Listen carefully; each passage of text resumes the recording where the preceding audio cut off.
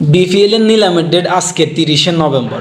নোয়াখালী এক্সপ্রেসের দায়িত্বরত যারা আছেন তাদের মুখের দিকে তাকিয়ে আছে আজকে পুরো বৃহত্তম নোয়াখালীবাসী।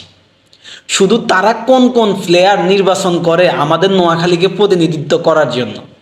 সো এই নোয়াখালী এক্সপ্রেসের যেসব দায়িত্বরত ভাই এবং কি বোনেরা আছেন তাদের কাছে আমাদের কিছু রিকোয়েস্ট, কিছু আবদার যেন তারা মিঠায়।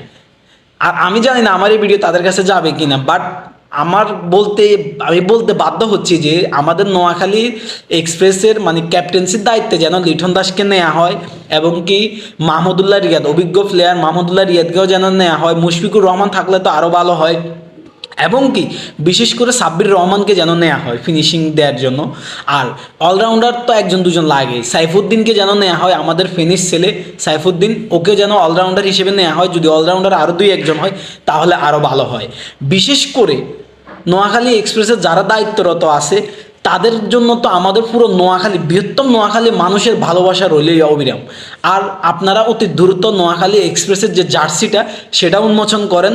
আমরা এক একজন 10টার উপরে জার্সি কিনবো, ঠিক আছে? জার্সি কিনে অন্তত সবারই বিলাইব শুধু, তারপরেও আপনারা জার্সিটা উন্মোচন করেন। আমরা খুবই অধীর আগ্রহে অপেক্ষায় রয়েছি, এই জার্সির অপেক্ষায় আর আজকের নিলামের ডেটের অপেক্ষায়।